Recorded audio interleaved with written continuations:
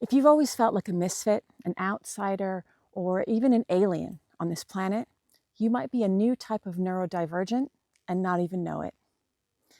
Of course, a lot of people feel like outsiders, so it tends to show up in three specific areas.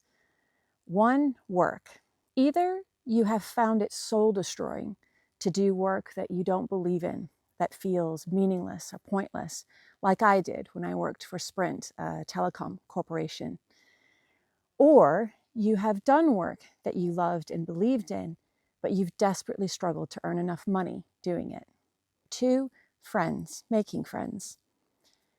You've always struggled to have friends that you feel 100% authentic with, that you feel you can be your whole self with, flaws and all, and they totally get you.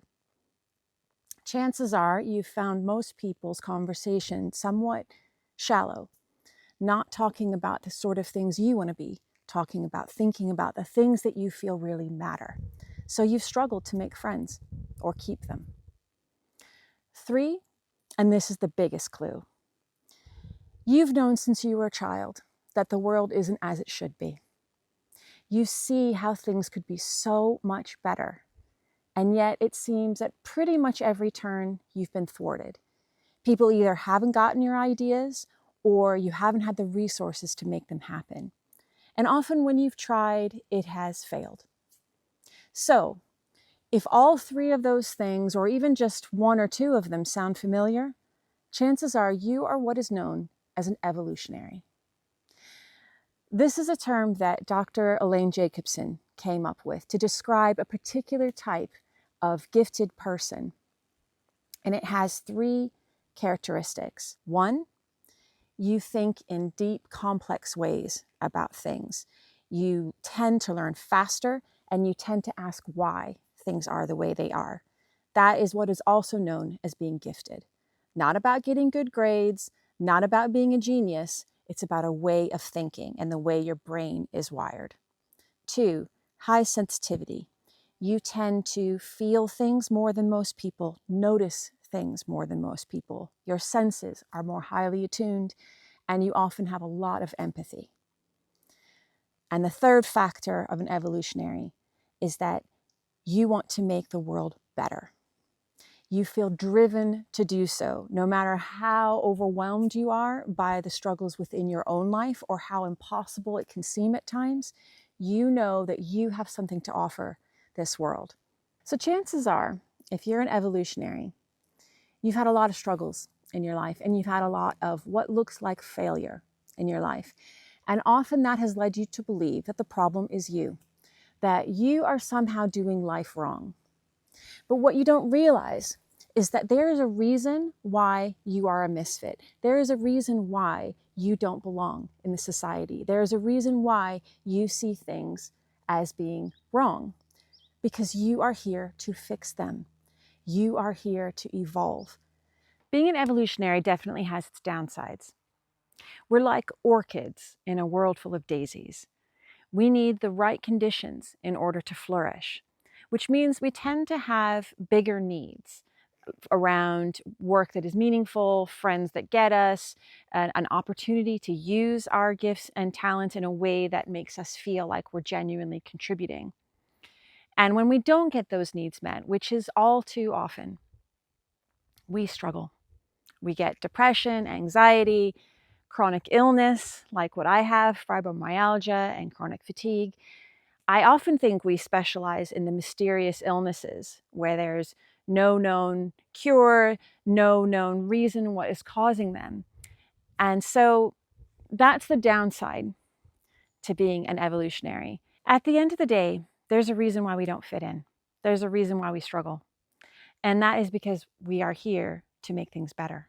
We're not meant to fit in. We're not meant to look around us and say, oh, all of this is perfect and wonderful, job done. Instead, we are here to see, okay, that needs fixing, that needs fixing. How am I going to contribute my unique gifts to making that happen? So what that also tends to mean is that we're rule breakers. So when I was working at Sprint at that job that I mentioned that was soul destroying and eating the life out of me, I finally quit. and decided that I needed to go on holiday to Scotland. So about 3 days into this trip, I met this really fascinating guy, and it was the first time I ever met another evolutionary. We ended up talking all night long. And 2 weeks later, in the kitchen of the hostel that I was staying at, he proposed marriage. I said yes, and we got married, and that is Malcolm, who I've periodically mentioned on this channel. I broke all kinds of rules that I had for myself. One rule was that there's no such thing as true love. I thought that was just in movies, in books, and that was never going to be a thing for me. So I broke my own rule when it came to falling in love in 2 weeks and getting married and moving across the world to live here in Scotland. But you know what? It was the best thing I ever did. It's been 22 years since I married. I have a 14-year-old son, and it completely has changed my life. Being with Malcolm is the best decision I ever made.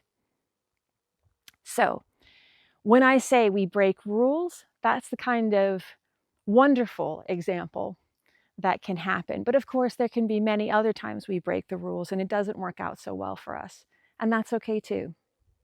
But you might have some objections to what I'm saying. The word evolutionary does sound very grandiose after all. So the first question you might be asking is, why do we even need to label it? I don't like labels. Let's not have labels. The reason why I think labeling matters is because I think it helps you know who you really are and what you aren't. So this might seem a bit of an odd example, but when I was thinking about what's an example of when I had to label something and it made a difference, it was when I was 16. My mom raised me as a single mom.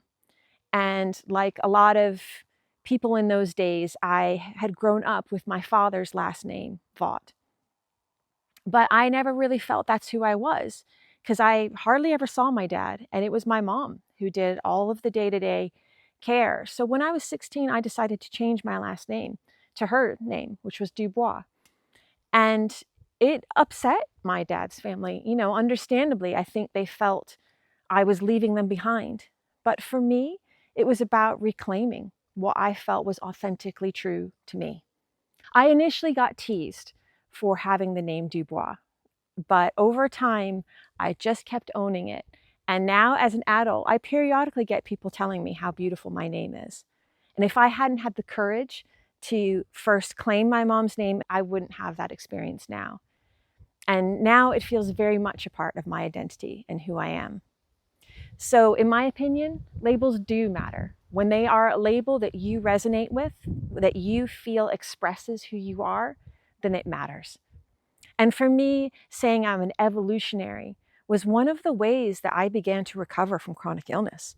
One of the ways that I began to break out of the sort of miserable pit I was in, because it helped me understand why I've struggled for so long, why I feel this need to change things but find it difficult to do so, why I had mystery illnesses, why I could never seem to make good friends, why I could never seem to hold down jobs that I both earned decent money at and felt made a difference. So evolutionary meant all of that. And it also means this is what I am here to do. This is the responsibility I've chosen to take on. So the second thing you might be thinking is, isn't it elitist to say you're an evolutionary, here to evolve the world? I think that we are different, not better. And most of our lives, we've been punished for that difference and held back, not celebrated. Or the third thing that you might be thinking, which really is the biggest problem that all evolutionaries face, is the question, who do you think you are? You might have been told that explicitly, or it might have just been implied in so many of your life's interactions. But at the end of the day, this is going to be one of the biggest challenges you'll ever have to get over. Who do you think you are? And I've struggled with that question myself. Who do I think I am to be making these videos, to be doing what I'm trying to do when I'm on benefits, I'm disabled, I've just turned 50. When I don't have the degrees and the status that most people have. I haven't written a big book, all the things. So who do I think I am to be talking about this? Well, I am somebody who's lived this. I have spent 15 years mostly lying in bed, reading and researching and experimenting again and again and again, using my gifts, which have to do a lot with reading vast amounts of information and integrating it and then trying it out and seeing what works, with constantly questioning, what about this? What about that? And I've distilled all that down to try to help others like me. That's all I'm doing here. I'm a little bit further down the journey than a lot of people are. And so I'm saying, hey, here's what's worked for me. Here's what I think we can achieve. Here's what I think you need to know. And so if you're thinking to yourself, who do I think I am? Well, that's something you will have to answer for yourself, but I have every confidence you will, especially if you're around other people like you. Because I'd love to know who you are. I think you can do amazing things. I think you can change the world, and I think you have a unique way of doing it. And I want to see what that is. So, hopefully by now you have recognized yourself in the description. Hopefully you are starting to feel that you are an evolutionary. And the question is, what comes next? Well, I want to invite you to join me. I'm starting a membership community on Mighty Networks. October 1st is the pre-launch date where I'm inviting only 20 people to help me be founding members of the community. And in this community, we're going to be tackling the major problems that hold us back, which tends to be trauma, chronic illness, poverty, or money issues, and or feeling alone. So in the community, we're going to be road testing, experimenting every single month on one different area, such as what is your optimal diet? What is a way that movement and exercise can work really well for you? How do you maintain optimism in the face of so much existential angst?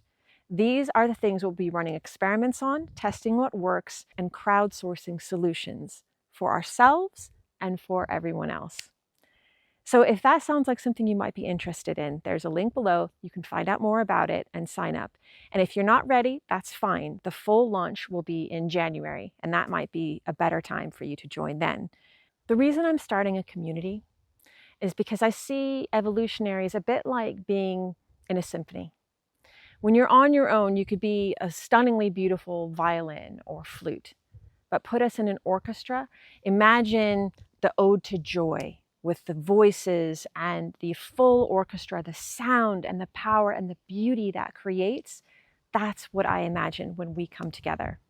I know the power of just two evolutionaries coming together. It's what made me fall in love, get married, and move to another country, just meeting one evolutionary. So imagine what a group of us can do. That's what I want. But if you aren't ready to join a community, that's fine. I just hope that you begin to accept who you really are. You begin to see how you can flourish. That's what this channel is about, and that's what I'll keep talking about. So thank you for joining me on this journey. I'm so glad you're here, and I can't wait to see what comes next. See you soon.